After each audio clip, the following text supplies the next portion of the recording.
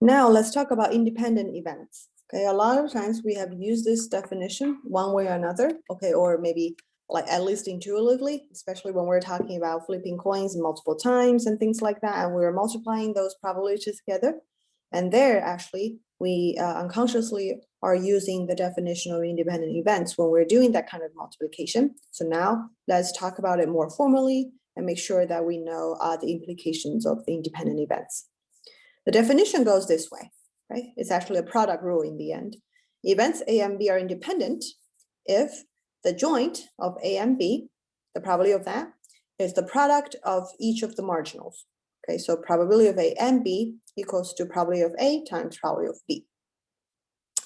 To understand it a little bit more and trying to relate to what we have known already about the conditional probability, we know that, well, if A and B are independent, then we know here that probability of A given B, right? We know that this is going to be probability of A and B over probability of B, okay?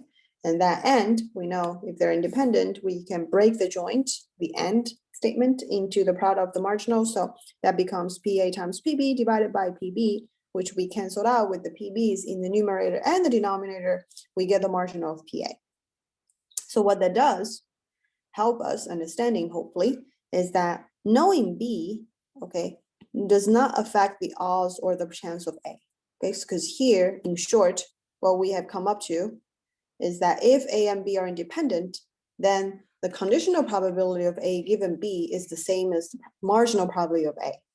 Okay, so when this happens, well, we know that B does not affect A in any way. Okay, so knowing that as if knowing nothing, so that got like taken away. Okay, but then here we're showing it mathematically from the definition of independent events, and then use the conditional probability result that we know to show that if they are independent, then the conditional is the same as the marginal. All right, let's look at example.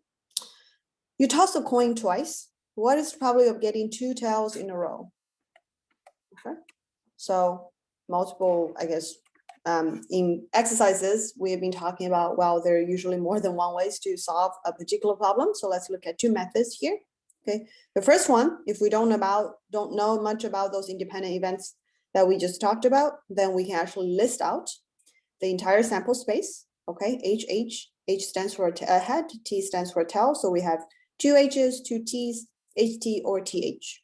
Okay, so, well, since one out of the 4 possible outcomes matches with our question itself, okay, so the probability is 1/4. Okay, and again, this initial the sample space that we listed, and we know that all of the outcomes are equally likely, so that's coming from chapter 2. Okay, and then because of that, we're able to get the probability.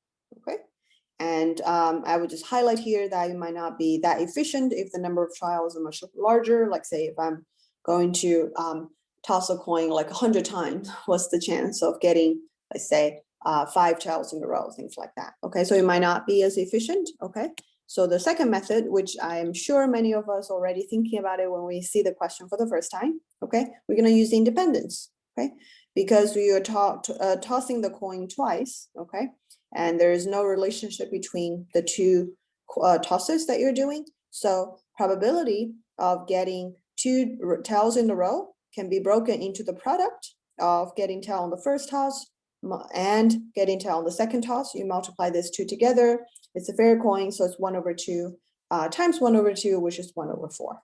Okay, so like I said, many of us might already were thinking about this method too when we solving this issue. So it's not surprising that that's the way that you'd pick to talk about the result. But just so you know, when we're doing that, we're already using the definition of independence when we're doing this multiplication. Okay, so keep that in mind. Okay, now we have formally defined it. So hopefully it will become a little bit easier to understand, as well as much formally done in the future when you're doing this kind of applications.